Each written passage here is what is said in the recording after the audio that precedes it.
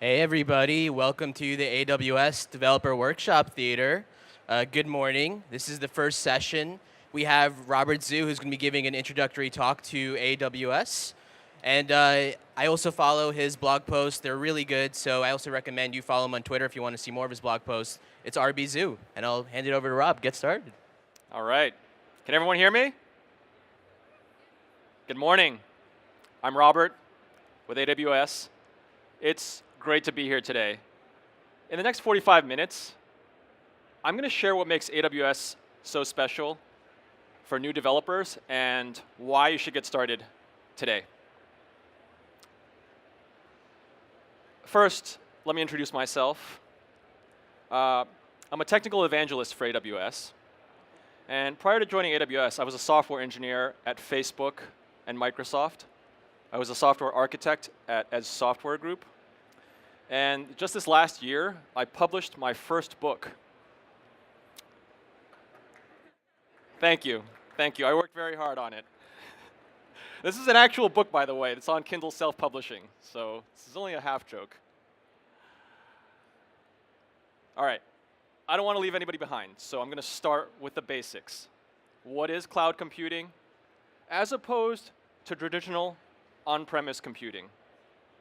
And this is slippery. So rather than trying to nail down a definition and then get in trouble for it, I'm just going to talk about the key benefits to you, the builders. And I'm going to highlight what makes AWS so special in each particular area. The first is on-demand resources.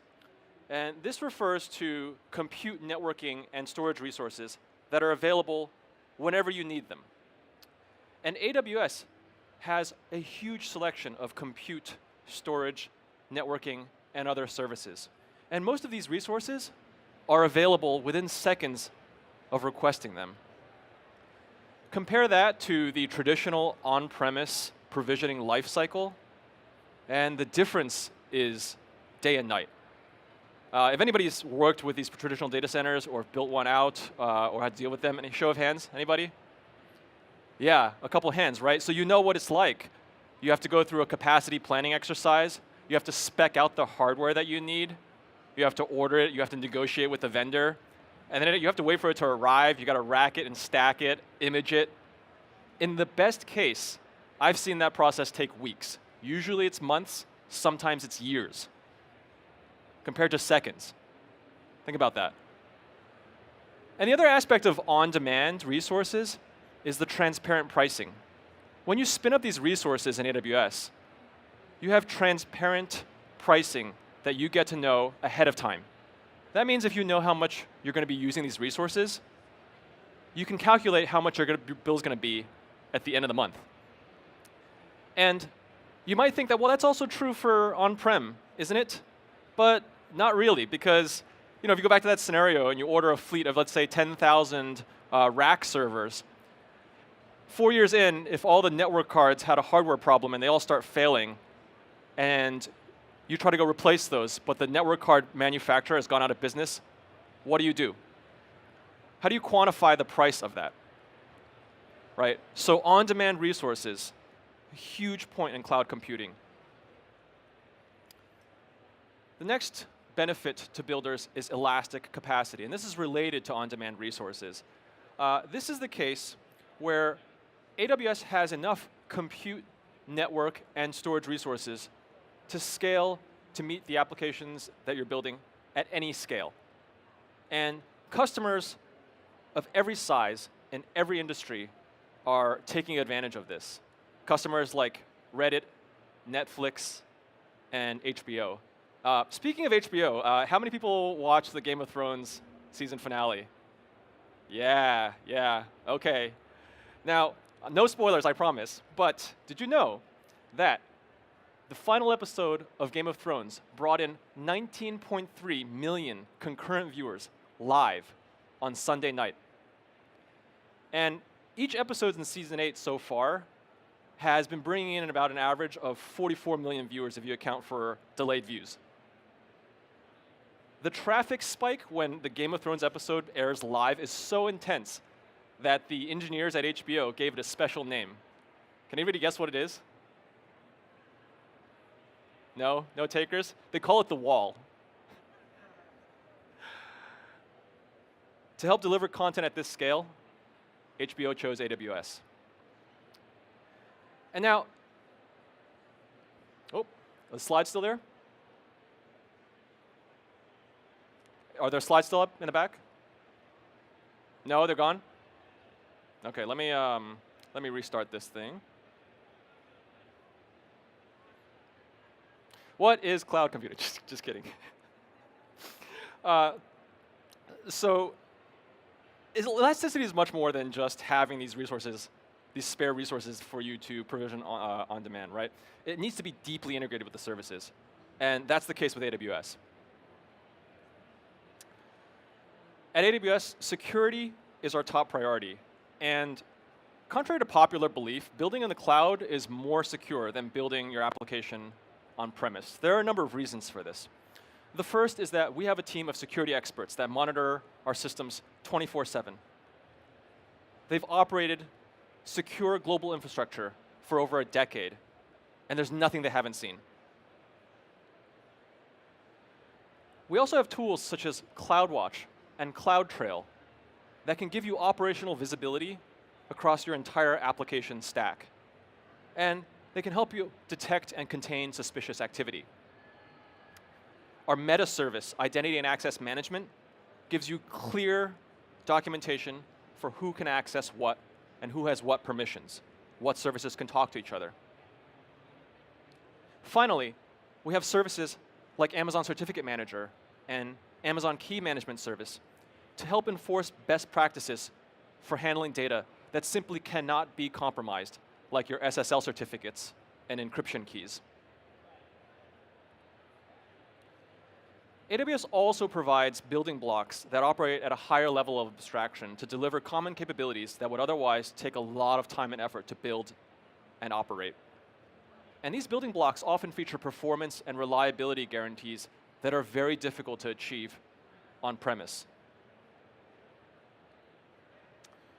Finally, AWS provides global presence, truly global presence, meaning that you can deliver your application to you can deliver the best possible experience to your users by delivering your applications wherever your users are.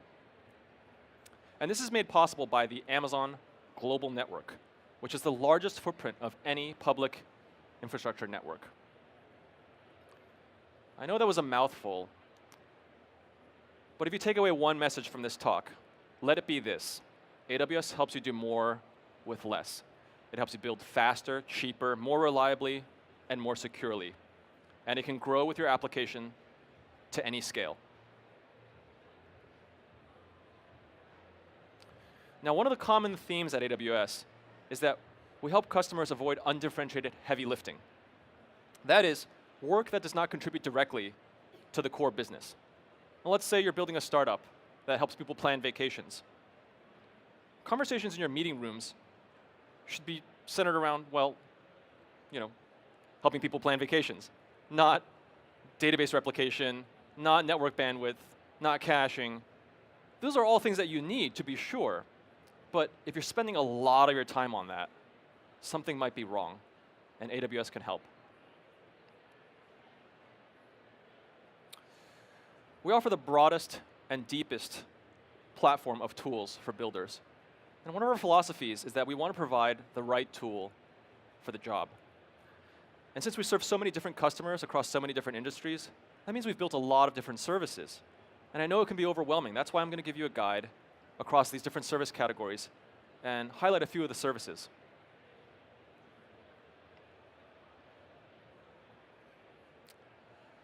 For infrastructure, we have 21 geographic regions, and across them we have 66 availability zones, with 12 new availability zones coming online soon. Now, interesting point about the regions. A lot of people think that a region is just a data center. In other words, you can drop a pin on a map, and that's an AWS region. But that's a gross oversimplification. Each region consists of at least 2 availability zones. And in the case of the US East 1 region, we have 6 availability zones. Now, an availability zone is often one or more data centers. And the availability zone architecture is very interesting because availability zones are separated from each other in a given region by a meaningful amount of geographic distance, such that they're resilient to natural disasters. But they're also close enough, and we've networked them together with high bandwidth, low latency networking, redundant networking, such that you can deploy applications into regions that take advantage of synchronous data replication across these availability zones. And what that means is that you can build applications with extremely high availability if you take advantage of this kind of architecture. Now, onto compute. We have a service called EC2. It stands for Elastic Cloud Compute. This is one of our oldest and most popular services on AWS. With EC2, you can allocate dozens of different virtual machine instance types, each with customizable amounts of memory, network, and storage. For example, if you have a workload that needs a lot of RAM, you can allocate an EC2 instance that's optimized for memory with 12 terabytes of RAM. Perfect if you're running intensive in-memory workloads like the SAP HANA in-memory database. If you're doing a lot of machine learning, you're training models, you need access to a machine that has lots of GPU resources attached to it. The P3 instance is for you. We can attach up to 8 GPUs to these instances, collectively with a total of 64 gigabytes of GPU memory. Our network-optimized instances can support network speeds of 100 gigabits per second for all your high-performance compute workloads. And one of my favorites, we made this announcement at reInvent last year. It's called the Z1D instance. I know they're very hard to remember, but the Z1D instance stands out to me because I used to overclock my CPUs. Has anybody else done that here? Yeah, okay. So you know what it's like, right? You overclock it, you set the voltage just right, and then you're like, okay, let me run my benchmark so I can upload it and brag about it, and then you clock it back down. You're like, okay, now I can run it in a stable configuration for my everyday workloads, right? But the Z1D instance is effectively an overclocked Intel Xeon scalable CPU running at 4 gigahertz across all cores, all the time. Think about that. That blows my mind, 4 gigahertz. This needed a custom cooling solution, and it needs to be rock solid to run your workloads. And we had to do this for tens of thousands of instances. So we needed custom cooling solutions. The Z1D instance, fastest cloud computing instance available. And perfect, you might wonder what it's for. If you're running a database and that database charges by core, then you get the maximum performance per dollar if you use the Z1D instance. And while most EC2 instances are virtual machines with very low performance overhead, we also support the i3 Metal instance. And this is a bare metal instance. No virtualization, you take over. For databases, we have a wide range of solutions covering relational, key value, graph, ledger, time series, and more. If you want to choose the right database, we have a session at 4 p.m. led by my teammate Randall. Check it out.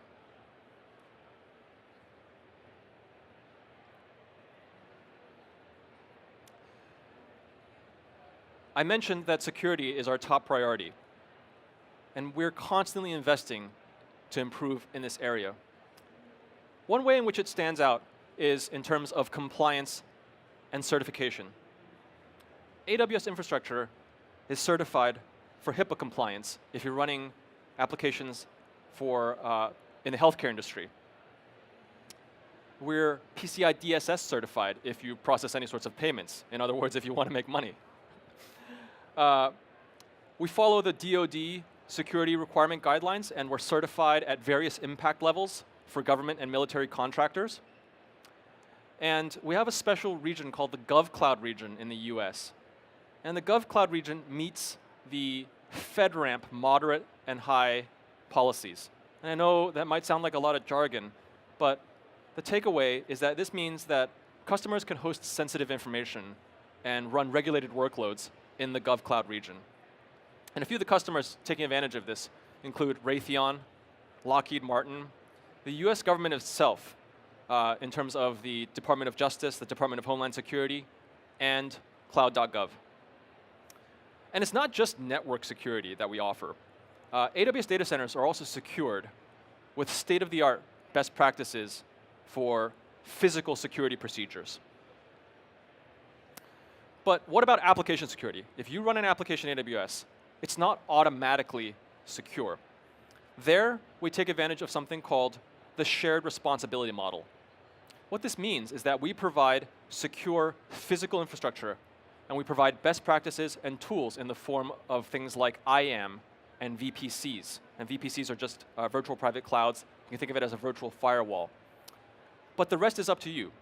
If you really want to build an insecure application on AWS, that's on you.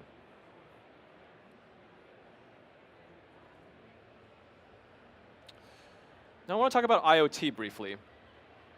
IoT is so much more than physical things. For example, the Alexa Skill Kit is powered by AWS Lambda, which I'm going to show you shortly. And that lets you build custom skills for your Echo devices at home. And with the AWS IoT service itself, you can actually build a scalable real-time gateway to power mobile and web applications. So when you hear IoT, don't just think, oh, Raspberry Pis, hardware, robots. It is that, but it's much more. But speaking of robots, we also have a service called AWS RoboMaker. And this service provides a range of services to help you manage your fleet of robots. It provides a simulation environment, telemetry, remote software updates, and more. My teammate Alejandra is leading a session on RoboMaker at noon, and I suggest you check it out.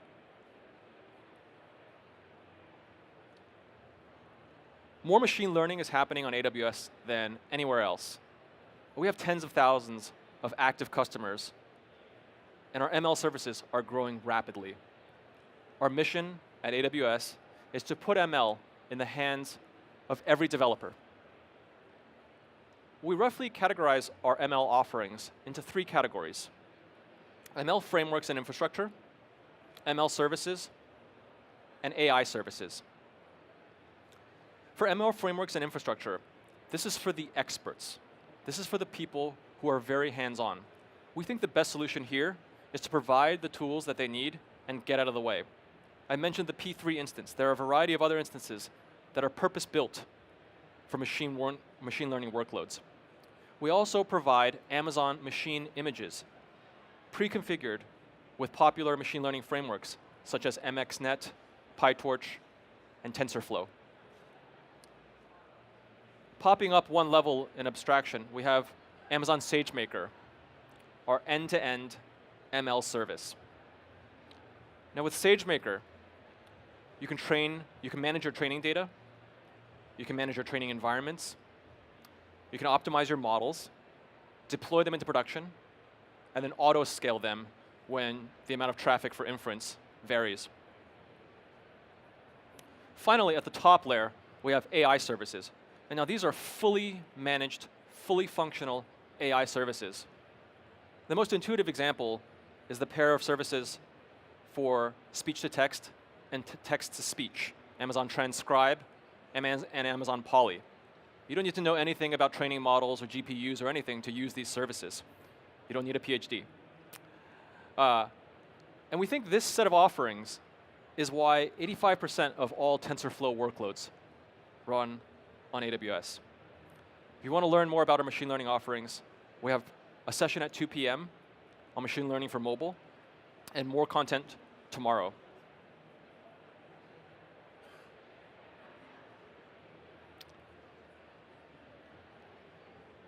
I want to touch on a last set of other services. For data migration, if you have a lot of data, if you have an on-premise data center, it can be challenging to move that data into the cloud. And for that, we have one of my favorite services, Amazon Snowmobile. Snowmobile is a semi-truck. It physically drives up to your data center. You plug it in, and you can load it up with 100 petabytes of data. You can think of it as the biggest USB key ever made. And speaking of big data, if you're operating at that scale, we have Amazon Redshift, which is our data warehouse solution. And there are other ways to manage that data. Often you want to run SQL queries over large sets of data. And for that, we have Amazon Athena, which is a SQL layer over S3 buckets that can store millions and millions of objects. We also have streaming solutions for processing large amounts of data in real time in the form of Amazon Kinesis and Amazon Managed Streaming for Kafka. If you're a mobile or web developer, you're going to be interested in our mobile offerings in the form of our API gateway, Cognito for user management and authentication, mobile analytics. We have a service called AWS Device Farm, where you can deploy your changes to physical devices, test them, and get high confidence that they work across a fleet of real devices before you push your change to the App Store. And finally, in the mobile space, we have our new service, AWS Amplify. And with Amplify, we can stitch together all of these different components, DNS, CloudFront, Device Farm, and we also provide GraphQL as a service. Now, all of this is run on the AWS Global Network. And we have a neat visualization tool at infrastructure.aws if you want to check it out. But the AWS Global Network is more than just the regions and the availability zones I mentioned. It also includes our CloudFront CDN. And our CloudFront CDN has 169 edge locations, 11 regional cache locations, and these span the entire world. The AWS Global Network is the most extensive and largest footprint public network available. We're constantly improving this network. We're constantly deploying new regions. We're constantly laying down fiber to provide even more bandwidth and lower latency for your applications. And all of that innovation, it's constantly driving down prices for you.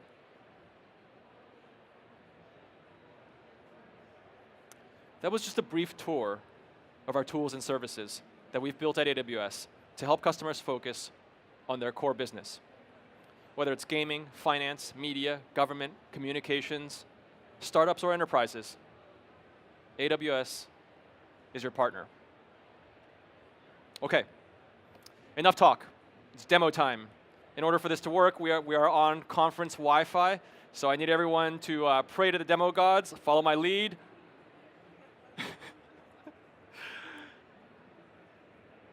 All right.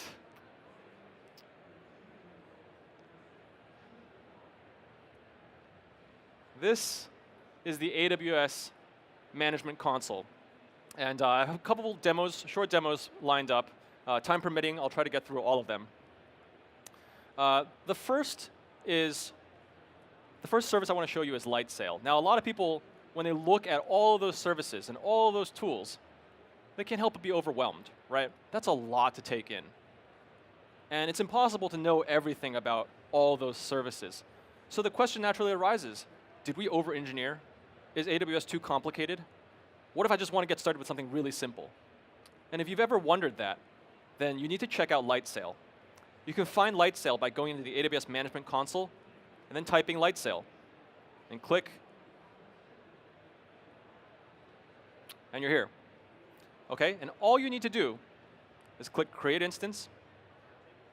For this demo, I'm going to choose a Linux instance. I only want the operating system. I'm going to choose Ubuntu. And I'll pick one of the mid-tier instances. Give it a name. And click Create Instance. So this instance is spinning up right now. And while it's doing that, I'm going to show you another feature in Lightsail. If I go into the Networking tab, I can click Create a Static IP Address. And what this is going to do is lease an IP address for me, a fixed IP address that I can attach to the instances that I spin up. Now, I've already allocated one, this CollisionConf demo right here. This is the IP address.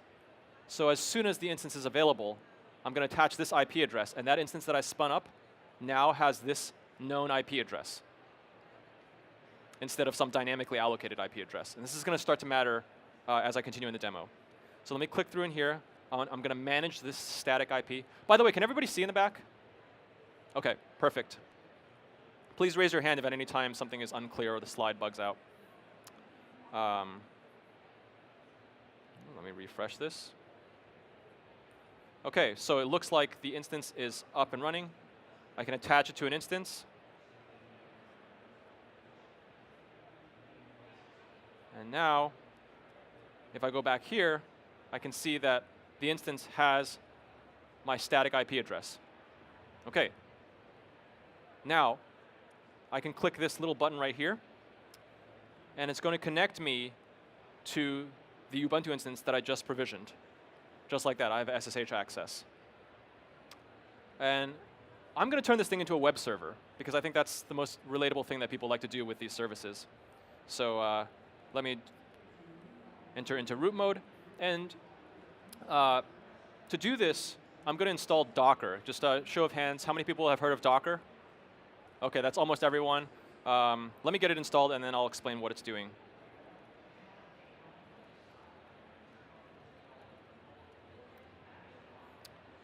OK, so Docker turns this machine into a platform as a service.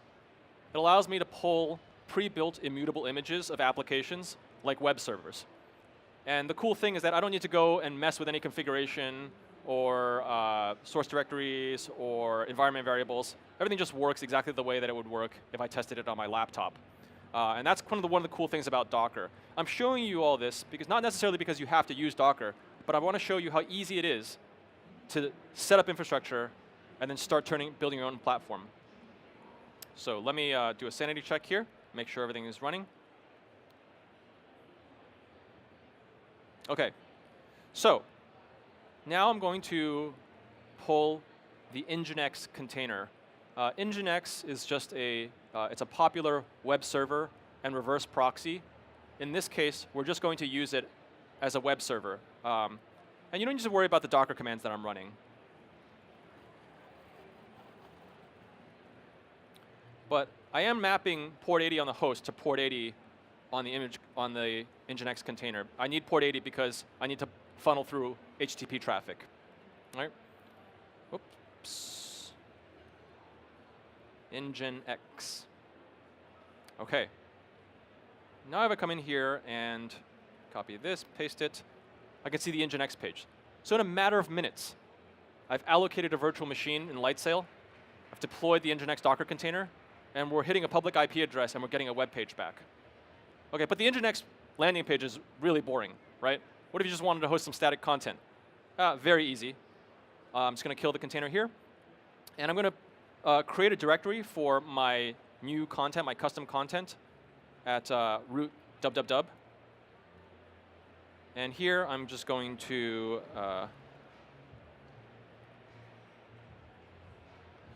into a really boring index.html page. I just want to show you that if you have static content here, it's very, very easy. Again, I'm going to do a Docker run. And here, I want to bind the www volume into the user share Nginx HTML. Don't worry, this is just some hard-coded directory that Nginx reads static HTML files out of by default. I'm going to run it in detached mode. And then again, I'm going to map port 80 to port 80. Nginx, let's see if it's running. It is. So if I come back in here, refresh, and it's hello. I know it's very small text in the back, but now we have a global web page. If you're brave enough to type this IP address into your phone, I think you'll see the same thing. I'm pretty confident. But of course, nobody tells people to type IP addresses into anything. We want a custom domain for this, right? So let's set up a custom domain. For that, I'm going to open up the console again. And to help manage DNS, we have a service called Route 53. And this is a fully managed DNS service. If you want to buy a new domain here, you can do that. You just click on domains. You just say register domain. You put in your awesome, untaken domain name. Click check. and you pay very reasonable prices with ICANN identity protection, all baked in, auto renewal, everything you expect from a modern, fully featured domain registry. I've already done that because there's a brief moment where it'll verify that you are who you say you are, and I didn't want to spend precious time up here doing that. So I have this useawsnow.com domain. I'm going to come into hosted zones for useawsnow.com. And you can see that I've pre-populated this domain with a single record set, a single custom record set, an A record. A records in DNS stands for address record. And this just means that I'm pointing useawsnow.com to this IP address, which is the static IP address we reserved in Lightsail earlier. What that means is that we can now open a new tab and we can say useawsnow.com, and we get that page that I deployed. And that's it. It's that easy. The steps that I skipped over, if you want to create this record, all you do is you click Create Record Set. You choose a subdomain or not. Yeah, you choose the record type, and then you leave this as no, and you put the value in here, the IP address in here. All right? So we've just deployed a virtual machine. We turned it into a Docker host. We have a custom domain. Now we have a custom domain that anybody can visit. Did anybody try going to that on your phone? Does it work? OK, it works. Thank you. I feel very good about that. Now the next thing that you might be wondering is, man, this is a really lame web page. This is just static content. Anybody can do that, right? This is so dumb. But what happens if you want a web page with dynamic content? You want to make API calls. Well, we have something for that. Again, I'm going to come into the console. And I want to show you very quickly AWS Lambda.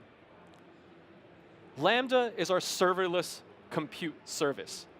With Lambda, you can just put code into the cloud and not worry about infrastructure. That code can be invoked from a variety of Lambda source events. I'm not going to go into all of them. I'm just going to show you one. And so to create a new Lambda function, I'm going to click Create Function, author from scratch. I'm going to call this Hello Collision. And the runtime I'm going to leave default is Node.js 10. I'll click Create Function.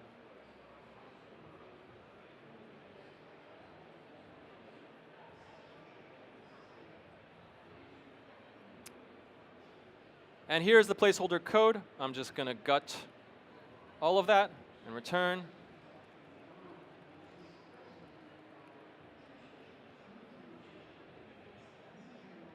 That's all I need to do. And at this point, this Lambda function cannot be invoked by anything. This is an example of the security, defense, in depth recommendations that we have when you build out your applications. In order to provide access to this Lambda function, you have to make an explicit decision about how and where to expose that. All right, the simplest way to expose a Lambda function to a browser is through another service called API Gateway. Let me show you. Again, I'm opening the console. And here, I'm going to type API Gateway.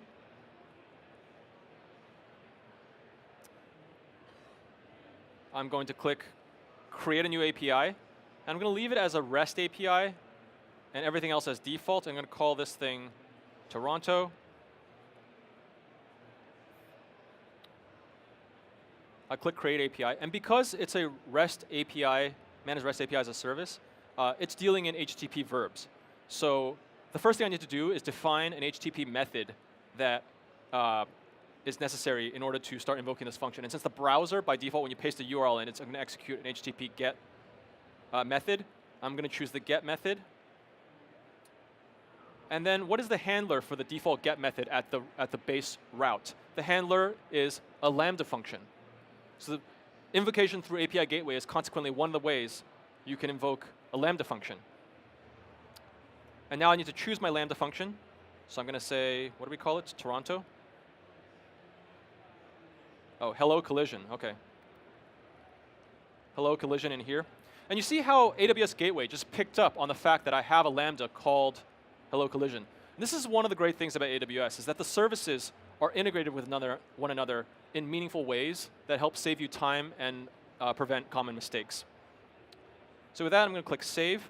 And now, this is interesting. And normally people don't read this and they click OK. But what's happening here is that we are adding a permission. We're saying that prior to this, there's no way to invoke that Lambda function that we created. Because nobody can invoke it, it is secure by default. But what we're doing now is granting access. And this is saying that we're about to give API Gateway permission to invoke the Lambda function using this resource here. And of course, this is customizable. But you can see how at every step of the way, how your architecture connects to each other, how the different pieces connect to each other, is being brought front and center so that you never make mistakes because you don't know what's going on.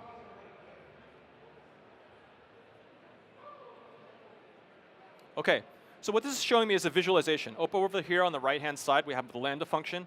And all these boxes, these 4 boxes just mean that I have an opportunity to authorize the request. For example, I can look at the HTTP headers. I can look for any header I want. I can authorize based on headers. I can authorize based on route. I can authorize based on other parameters. And then I can also transform the request. So I can pull out query parameters and then use those as input parameters into the Lambda. But since our Lambda is so simple, I don't need to do any of that. I'm going to keep all of this as default. But those tools are there. And similarly, on the outbound path, you have the opportunity to transform the response coming out of Lambda, transform it before API Gateway delivers it back to the browser. All right. Now I actually need to go and deploy this API. So I'm going to click Deploy API. I don't have any stages, so I'm going to create a brand new stage. I'll call it prod. I'm going to click Deploy. And everything can stay as default. So I'm going to click Save Changes. And now I can invoke this thing. Right? I know the text is very small, but that's it. I didn't provision a VM to run this. This is very different from when we actually went into Lightsail. Right? Because in Lightsail, I can go and create a Flask app or a Ruby app, and I can actually write a lot of code to start serving these requests. But you can see how easy this is. Not only because I only had to write the code that returns this string, but I also didn't deal with infrastructure at all. And that's very, very powerful. I really think that the serverless compute model is extremely powerful. It enables all sorts of increased agility when you're building your application. OK, but same problem, right? This URL is just a bunch of strings. I can't send this to anybody. Nobody's going to remember this. Nobody should remember it. How exactly do I invoke the Lambda from a custom domain? And there, we have to go back into API Gateway. And we can scroll down in here into the custom domain names. And I can create a custom domain. And so when you create a custom domain for your Lambda function, you want to leave this as HTTP in general. WebSocket is it's definitely support is there, but not the example we're building here. In this case, I need to come down here and choose regional. And I'm going to say something like api.useawsnow.com. And here I'm going to choose the certificate that I issued earlier. And this is a step that I skipped over, so let me explain. After I registered the Use AWS Now domain, API Gateway does not want my API calls to be happening over plain text HTTP. Because plain text HTTP has all sorts of problems. Anybody can snoop it. Anybody can modify it in transit, and I won't know. So as a best practice, again, going back to the security model, the shared responsibility model, AWS Gateway is simply not allowing you to invoke it over anything other than HTTPS. And for that, we need an SSL certificate. So I used Amazon Certificate Manager to provision a certificate for the domain that I registered through Route 53. Does that? I know that's a lot of explanation right there. It makes sense to everyone? OK. So here, I'm just choosing the certificate that I pre-allocated in Amazon Certificate Manager. And again, this is this integration that you see that's going on that helps you save a lot of time. Otherwise, what would you be doing? You'd have an SSL certificate in the form of a bunch of private keys. That data is very sensitive as to who can access that. Is it password protected? Do you upload it? What if it expires? All of that is handled through Amazon Certificate Manager. So great service. Check it out. But here, I'm just going to choose AWSnow.com as the certificate. And then I save this. And what this is going to do is create a target domain name. Now, I want to note here that you cannot actually execute this target domain unlike the API gateway. If I pop this into the browser, nothing's going to happen, and you shouldn't expect anything to happen, because the only way that this domain can be invoked is through Route 53. All right? That's a common mistake. Don't waste too much time trying to debug it. It's not meant to work. So the next step is that I have to come back into Route 53, and then what I'm going to do here is create a record set. Let me refresh this to make sure that it pulled in the... and here I'm going to say api.absnow.com. This API subdomain has to match the domain name that I gave the custom domain inside API gateway. And then I can come down here and click alias to yes. And this is a unique feature of Route 53. Because Route 53 is integrated with all of the other AWS services, that means that you're not limited to the usual DNS records. For example, this A record, normally you have to pop an IP address in here. But by clicking yes to an alias, I can have AWS manage the IP address that that alias resolves to at any given time. So I can come in here and say record sets in the hosted zone. I'm not seeing the API gateway API we just created. Let's give it a moment.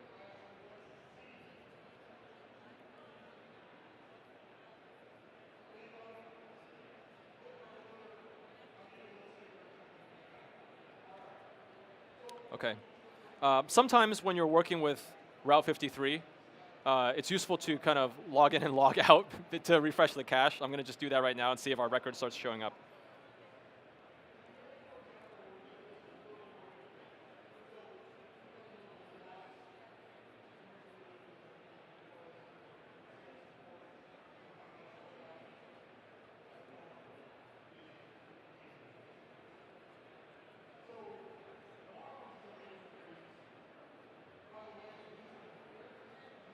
I'm going to click Create Record Set again. API is the subdomain. I'm looking for an alias that allows me to connect this with the API gateway. And so it shows up there now under API gateways. So I can just click this. And this now becomes my alias for this A record. All I need to do is click Create. And now you can see that I have this api.useawsnow.com alias to the API gateway. And the API gateway is going to look for the host's header of api.useawsnow.com and will not accept refers from any other host. I can pop this into, sorry, one other thing I forgot to mention is under the back in API gateway, this is not going to work yet because we haven't told API gateway just what function to invoke when we get a request on api.useawsnow.com. So I need to come here and edit this and add a mapping. And here I'm just going to say hello. And for this, I want to invoke the, man, there are so many hellos. I need to clean this up. We'll just choose hello too, stage prod, click save. And now what this means is that if I try to invoke this thing, this is expecting to be invoked through the api.absnow, useawsnow.com domain name / hello, and that'll route that to the hello2 Lambda function in the prod environment. Make sense? Okay. So let's see if it works. There's a very good chance that it's not going to work because of DNS propagation delays. Oops.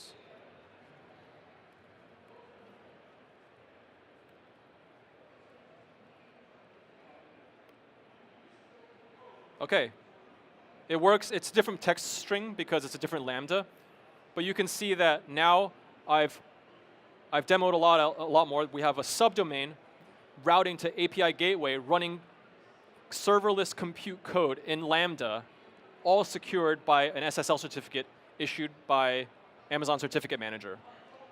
These are the building blocks for your new startup. And we did it in less than, what, 15 minutes? Okay, but those skeptical among you might say, well, that's not enough. We need a database, right? We need to store data. Lambda's not for persistence. Now, I know we're running short on time, so I may get cut off here, but I want to show you this thing real quick.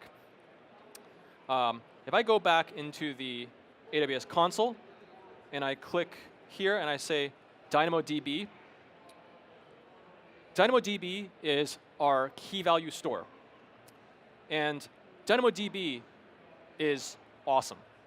I want to show you very quickly what we can do here. So let me click Create Table, and I'll call this thing Collision Demo. Use default settings. Oops. Let's say that everything needs a primary key of ID.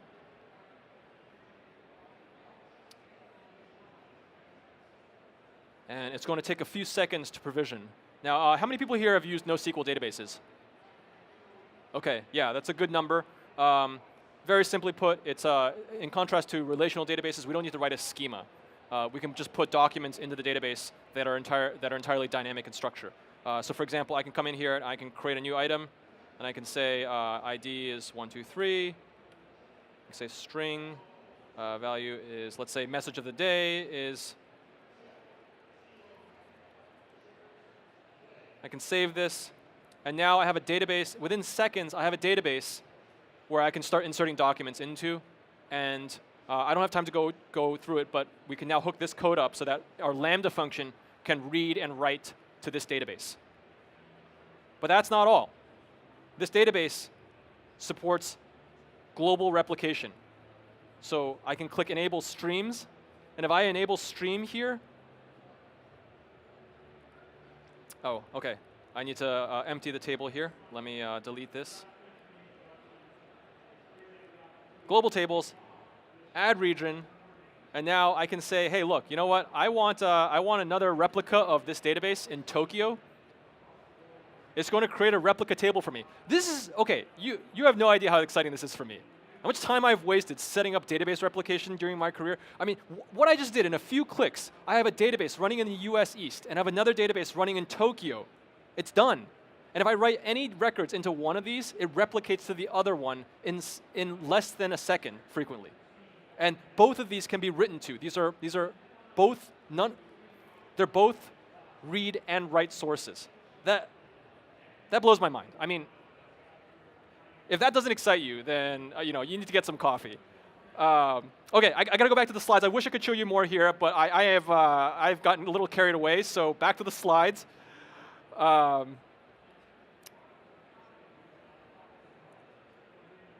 right, I know that's a lot of information. Scan this QR code. It's got a lot of links for how you can stay up to date. There's links to our blog. There's links to our GitHub. I'll keep the slide up for a moment if you want to take a picture of that.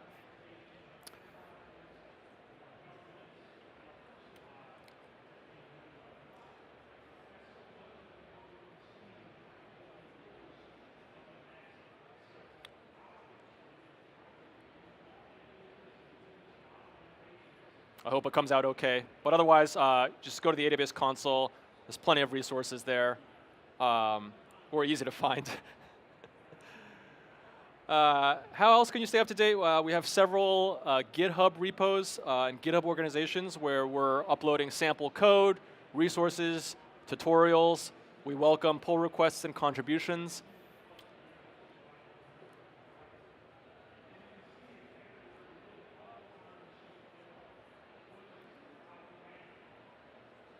And we also have our Twitch channel. Shout out to Twitch. And that's at twitch.tv/AWS. And finally, we have reInvent coming up in early December. And reInvent is truly amazing. If you have a chance to go, I highly recommend it. It is like the mecca for nerds. Lots of really good content. Kunal is going to be introducing more of the schedule, so I'm not going to go over it. But I'm giving another session at 1 p.m. today where I'm going to explain, Amazon Certificate Manager, DNS, CloudFront. What does it all mean? How does it all work under the covers? I'm going to be diving deep into that. So you get a soup to nuts tour of everything. Nothing is done ahead of time. So come check that out. I'll probably crash and burn horribly, so that'll be entertaining. Again, we have the AWS RoboMaker session coming up at noon. And then we have the the machine learning session. And of course, if you are interested in databases, come back at 4 p.m. and talk to my colleague Randall. All right. Thank you very much, everybody. It's been a pleasure, and I hope to meet some of you individually and learn about what you're building. Thanks.